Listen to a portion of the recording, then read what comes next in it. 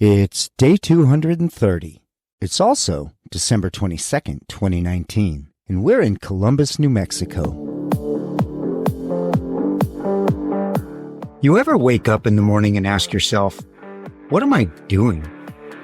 And more importantly, why? Yeah, me too. Hi, my name's Craig, and this is my story. A story about life. Life out there. For visuals while listening, search Life Out There on your favorite social media platform or use the links in the podcast description. Now, if you're driving from Bisbee, Arizona, crossing over into New Mexico in a small town called Rodeo, a few miles later, just head east on Highway 9 and you'll find Animas. And let me just stop right there for a second and apologize ahead of time for some of the pronunciation here. Sadly, I'm not fluent in Spanish. I do my best, but some of these words are hard. Is it rodeo? Is it rodeo? Is it animas or animas? I'll do my best. Just head east on Highway 9 and you'll find Animas. Now it was getting late, and it was getting dark, and I just reached for the phone only to learn that we were, once again, without a cell signal. As I wondered if this would end up being another 1 to 2 day stretch of life without a cell phone, like we had experienced across eastern Oregon, when I saw a wide open spot appear on the horizon coming up on our left. As we pulled off the highway, crossed the cattle guard, circled back around to face the highway, the cattle all around us made it obvious that we'd pulled into a grazing area. But was this private property? Dougie and I walked back out to the entrance to make sure we hadn't missed a no trespassing sign. We didn't find one. But as we walked back towards Vacilando, a pair of headlights peeked out from the foothills of a mountain range off in the distance. And as the car rounded the bend and came towards us, I was wondering again if we were indeed on private property. Now I was helping Dougie back into Vacilando when the car pulled up alongside of us. A friendly-looking fella stepped out. As he walked towards us, he tipped his hat and held his hand out and said, "Welcome to Cienega Ranch. I'm Rory. Everything okay here?" A little embarrassed, I explained that we'd pulled off the road to let my little buddy stretch his legs a bit while I tried to figure out where we were. And before I even said it, Rory offered, "You'll not get much cell service out here. Got a phone back up at the ranch house if you need one." I thanked him and offered we'd be fine if he didn't mind us catching a few winks here, be out of your hair in the morning. Rory graciously responded, "Not a worry, but y'all gonna be all right out here? It's gonna get cold tonight." "No problem," I said. "We got plenty of blankets and heat." And then, even more graciously, he offered, "Why don't you come up to the house in the morning for a cup of coffee? Just follow this road up round that bend. You'll come to a wooded area, take the gate on the left, and it'll bring you right up to the front door." I gladly accepted as we shook hands, and Rory was off, back into those foothills from where he had come. We awoke at dawn the following morning, and Rory was right. It was cold, 27 degrees in fact, and the chilled air was laden with an early morning mist. But the sun would make short work of all that chill and the mist as it rose higher in the sky. Now, I didn't get to have that morning cup of coffee with Rory. We did head up to the house at around 8:30, didn't want to show up too early. But Kelly, equally as friendly as Rory, would answer the door quietly asking, "How was your night? Y'all keep warm out there?" "Sure did," I responded. "It was great." And that's when Kelly introduced herself and went on to say that Rory wasn't feeling all too well this morning. He was still in bed, actually. "No worries. Really, just wanted to thank you one more time for your hospitality last evening, and please tell Rory get well soon." Such a nice experience here, on a ranch nestled between the Palancio, Animas and Chiricahua Mountains of New Mexico. I was curious to know more about this place, and a quick search would reveal that we had actually just spent the night on a historic New Mexico working ranch, and that history dates back to 1879. The Cienega Ranch was homesteaded and began operation in 1879 by the Johnson family. 140 years later, the 33,000-acre ranch continues to operate successfully as a cattle ranch, but in the last few decades, the focus has shifted to conservation of the land, and the area has become well known for the stargazing opportunities in the Bortle 1 dark sky area. Birdwatching enthusiasts visit the area for the opportunity to visit over 130 bird species in their natural habitat. The ranch even offers guest houses for rent on the property as well as bed and breakfast facilities. Off-roading and hiking tours are offered as well.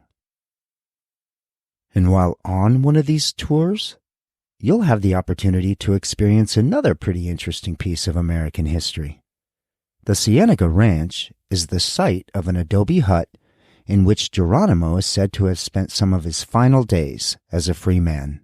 Well, I immediately thought back to yesterday when we'd pulled off to take photos of that memorial just outside Apache, Arizona, the spot where Geronimo actually surrendered to U.S. troops. And then just some 30 miles later, here we were, randomly parked here. And Geronimo, he isn't the only notable historic figure associated with the ranch. Billie the Kid and Cochise were also known to spend time in the area. Suddenly I wondered how many other places we might have been, in which we might have had experiences just like this one, only didn't know it. Man, I sure wish I'd gotten to have that cup of coffee with Rory. I bet he and Kelly have some pretty awesome stories. Another time, maybe, and perhaps even a stay in one of those guest houses on the Cienega Ranch. In the history of the small unincorporated nearby community of Animas, well, that goes back even further than that of the Cienega Ranch. Founded in 1753, well before the birth of America, by Spanish settlers, and they would call it Animas, which means souls in Spanish. The name is often associated with the phrase Animas Perdida, which translates as lost souls. Now, theories around why these Spanish settlers would refer to the area as lost souls, well, they bounce between the Spanish settlers referring to the hardships endured during their exploration of the rugged terrain, and others believe it to be a reference to the centuries-old Native American presence in the area and their spiritual beliefs. And unlike much of New Mexico, Animas was not included in the Mexican cession at the end of the Mexican-American War. Instead, Animas became part of the United States through the Gadsden Purchase in 1853. From the Cienega Ranch, we'd drive just some 60 miles or so when we'd find Columbus. And pulling into the town of just over 1,000, we'd never have guessed the history this place would have to offer up. Our first find? The Pancho Villa State Park and the RV facilities within it. The perfect spot, I thought, for some rest, some walks, maybe grab some groceries in town and head out. But as the boys and I slept that night and woke up the following morning just 3 miles from the Mexican border, I'll tell you, driving and walking along this border, that border that I have flown over so many times, is a much different experience on the ground. On our way in, we'd pull over frequently to observe Border Patrol activity, and actually hoping one of them would approach us. But to date, they don't seem very interested in us. I'd love to talk to them, but they always seem so busy. I'm fascinated with this place. It's in the news all the time lately, the border. Most of the time or myself anyway, know so little about life and the goings-on in what the locals here call borderland. And the media, well, it's pretty predictable each time we near an election year. They want to tell us all of the issues. The bad, the seedy underbelly of America's border with Mexico. But we were here, so I wanted to see it for myself. And after conversations with an agent at the security checkpoint at the entrance of the Playa Regional Training Facility, it's a government facility that trains Border Patrol agents as well as other law enforcement in how to deal with the reality of the desert Southwest and the cultures involved. And an extremely gracious host at the Pancho Villa Museum. I'd return to camp that night and drop a check in the payment box for 2 weeks.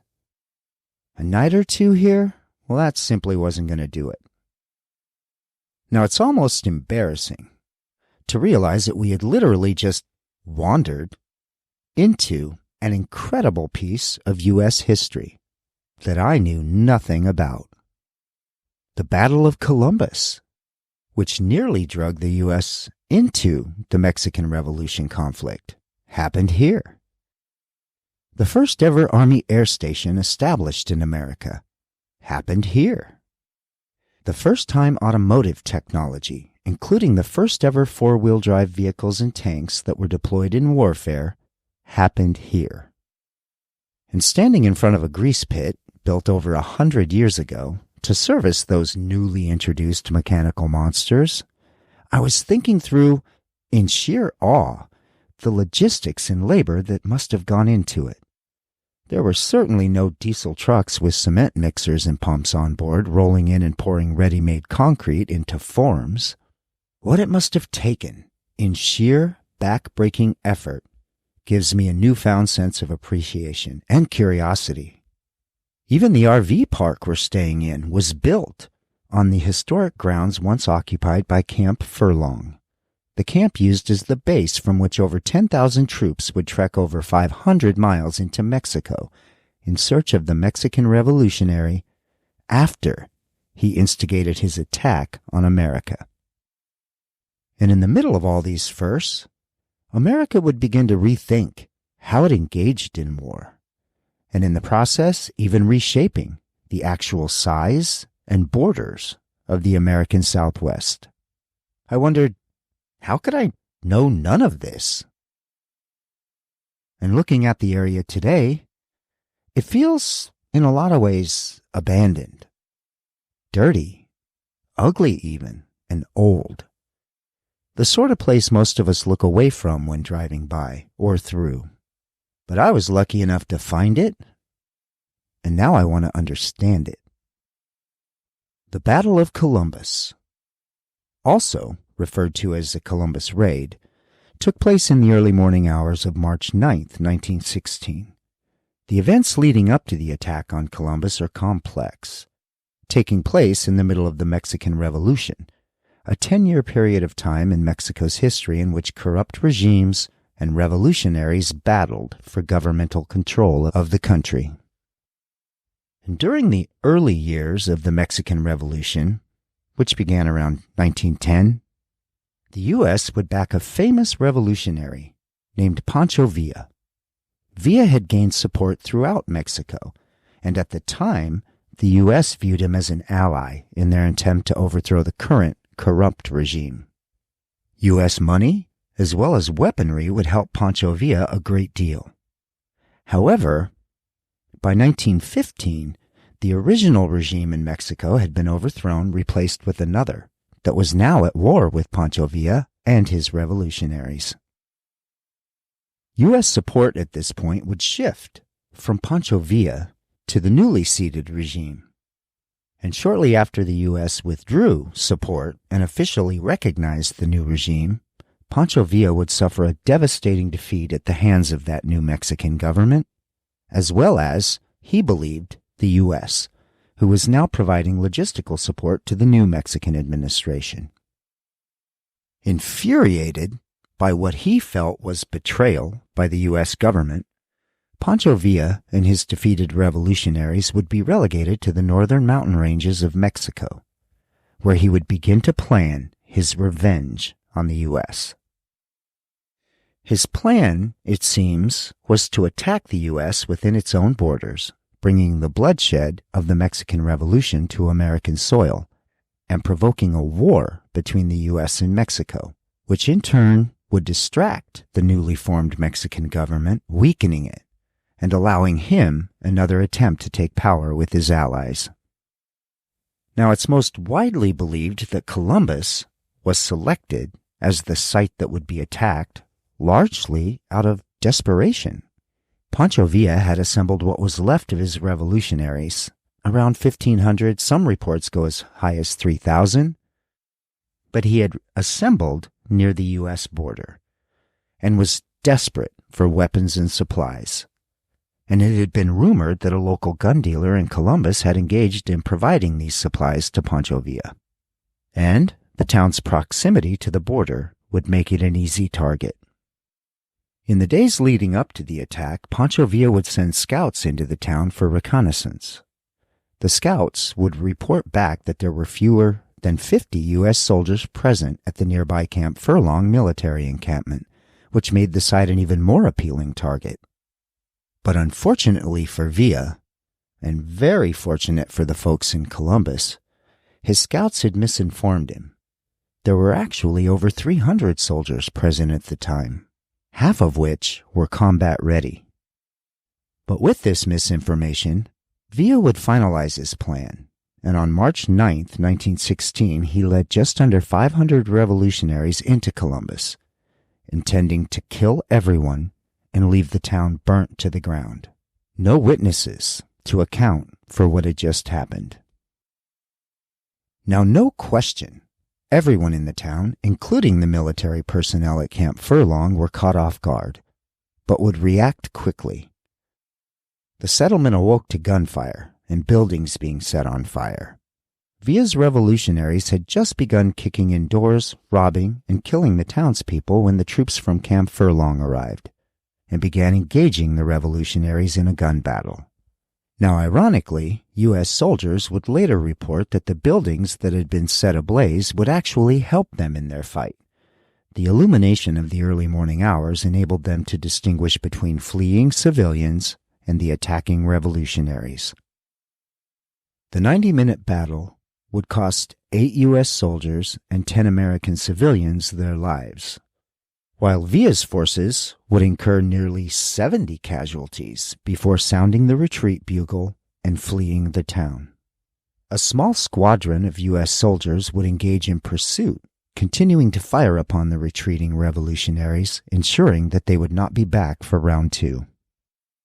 Now, for the most part, the raid had been a failure for Pancho Villa. It did not, however, go unanswered. Americans were horrified and outraged, as was President Woodrow Wilson, who would order a punitive expedition into Mexico to capture Villa. An exhaustive search throughout the northern Mexico mountains would span some 300 miles into Mexico, but would end some 6 months later, and Villa would evade capture, and likely his execution in the U.S. In 1920, after years of fighting as a revolutionary, Villa would negotiate an amnesty deal with the Mexican government and had seemed to settle into a quieter life. But in 1923, he was assassinated. And the exact reason for his assassination, or who executed it, is unknown. Theories run rampant from political motivations to revenge amongst the many enemies accumulated during his career as a revolutionary. I was curious as to why the U.S. did not more aggressively pursue him to be held accountable for his actions in Columbus that day.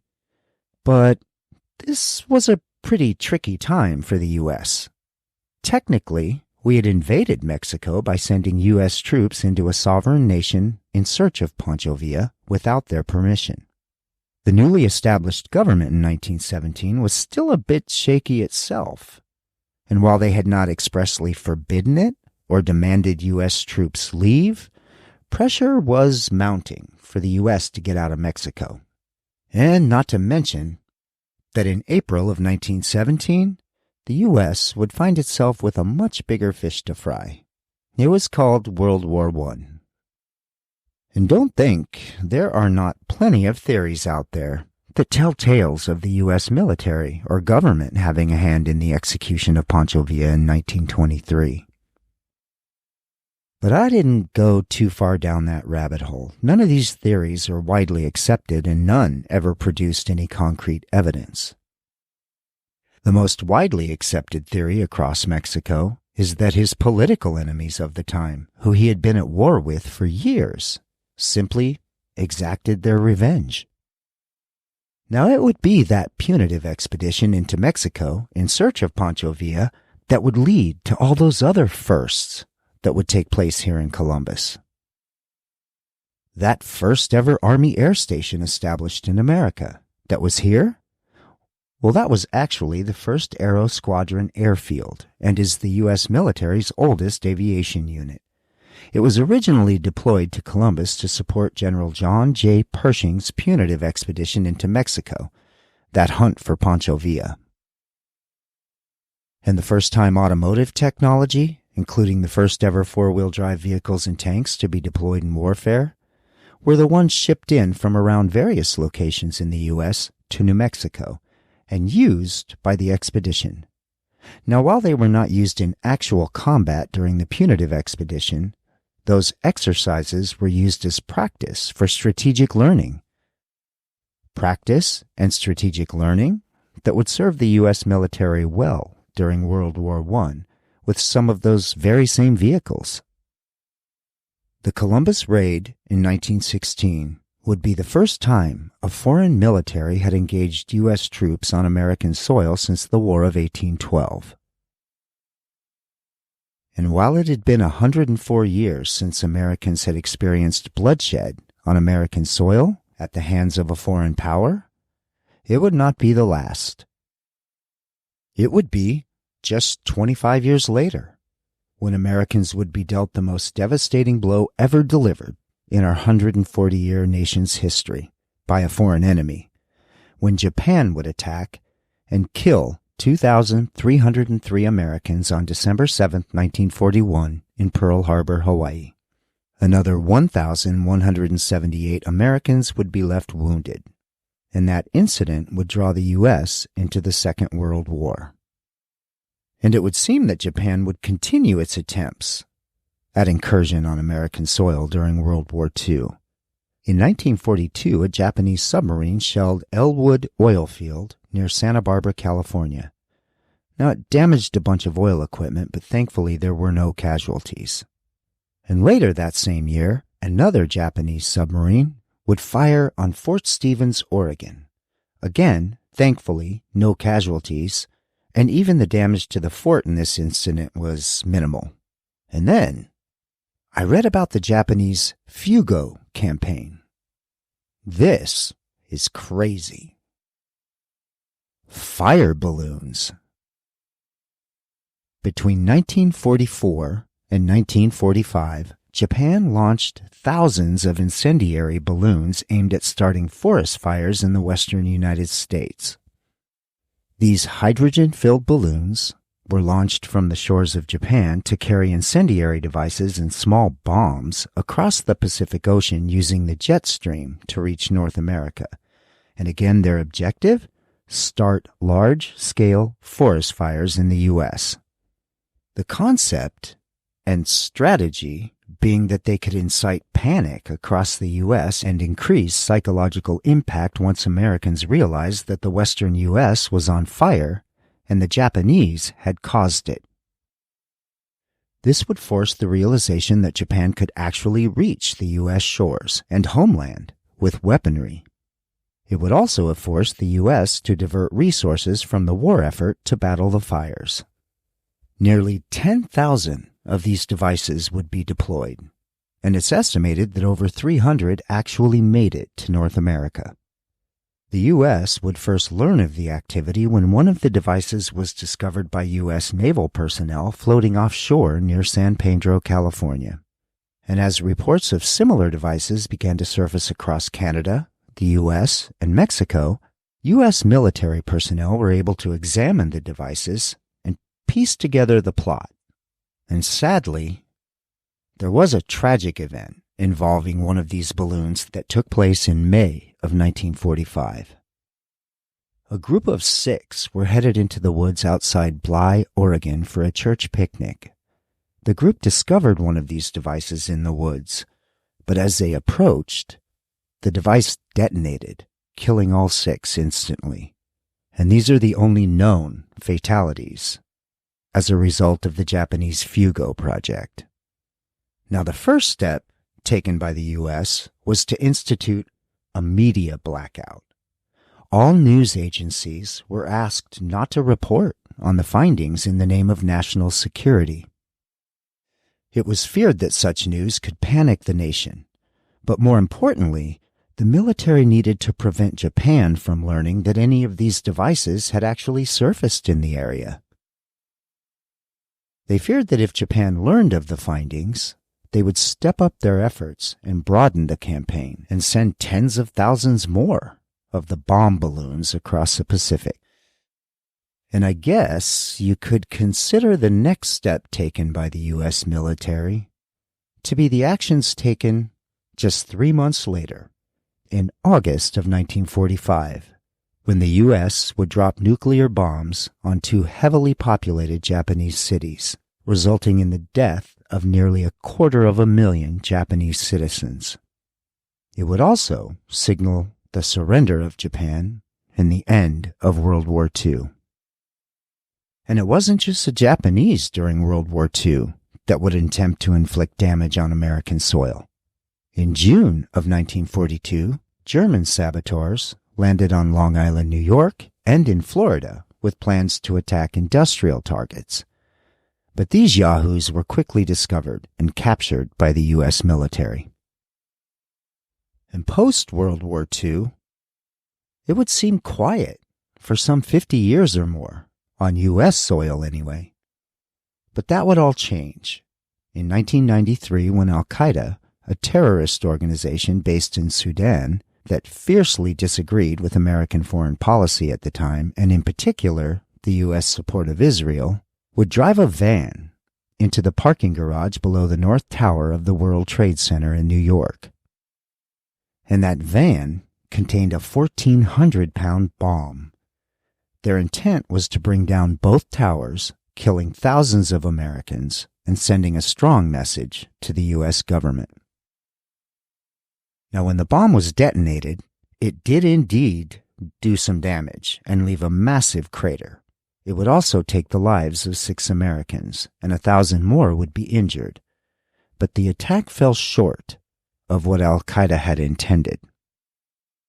And tragically, just 8 years later, they would succeed, when on September 11th of 2001, Al-Qaeda would strike again, hijacking 4 commercial airliners and crashing 2 of them into the World Trade Center.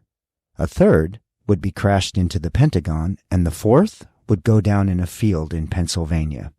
In total, this attack would cost nearly 3,000 Americans their lives.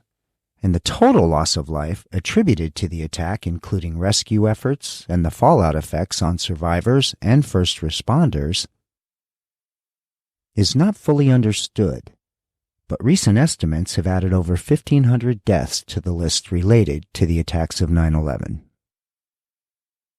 Wow! See? Just one more click. It always gets me. And it's always amazing what can be learned in just a few minutes of clicking around the internet. But back to Columbus, this New Mexico village, population 1,200, and just 3 miles away from the Mexico city of Puerto Paloma.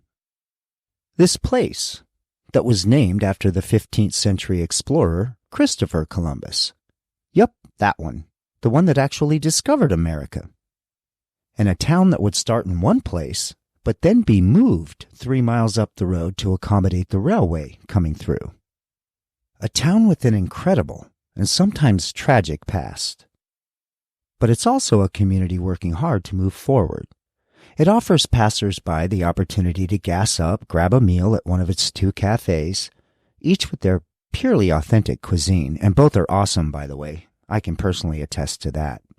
And the town also has its very own state park and 2 museums, both offering up details around that storied past. And I would also learn that the town enjoys a strong and mutually beneficial relationship with Puerto Paloma, just 3 miles away and in Mexico. Many of the youth in the area cross that Mexican-American border in search of an education and an exchange of culture. Each returning home each afternoon in their respective towns, and to them, that 3-mile bus ride certainly didn't feel like they left one country and entered another. They just went to school. Local businesses in each town work together to promote one another. Each 2 small towns in the desert Southwest, one in America, the other in Mexico, but working together in many ways as one community. And another interesting thing happened during our time in Columbus. Those walks with Dougie each evening were, I don't know, sensory, maybe? It's hard to find the word. It's odd. Yet, being here, it seemed to push me outside comfort zones. For me, it was hard to absorb and understand until I did it. And yet millions live it on a daily basis here in Borderland. It was a chilly 35 degrees out tonight as Dougie and I took that last walk of the evening. I find that Dougie leads mostly on these evenings. Something changes when it gets dark. He has no inhibition. It's not odd to him at all. It's as if we were on yet another of our after-dark treks around our East Tacoma neighborhood. He presses on, absorbing the smells of just another desert, with wonderment and curiosity, chasing the scent. But his wonderment and curiosity are very different from mine. As he tugs on the leash, pulling us into the night, it occurs to me that, facing north, I'm looking at America. This place, this homeland that wraps us in a blanket, sheltering us from the world. I feel safe, comfortable.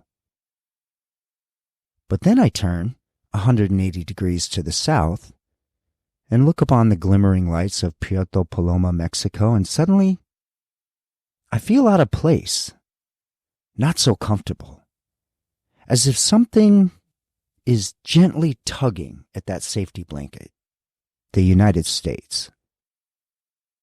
Border Patrol sirens in the distance feel so much different than police car sirens in Tacoma. Who are they chasing? Why did they need to hit that button, light things up, and race into the desert night? At home in Tacoma, it would be close to ignored, just another night in the city. But here, the blast that breaks through the silence of the night could mean so much more. Or does it mean nothing more? Just another siren in the night. Billie greets us at the door of Vacilando as he would anywhere, ticked off as usual that we went without him, and as oblivious as Dougie as to where we are. But I'm not. Turns out, this thing called life comes with a lot of rules. Maybe it's time to break a few. Because you can.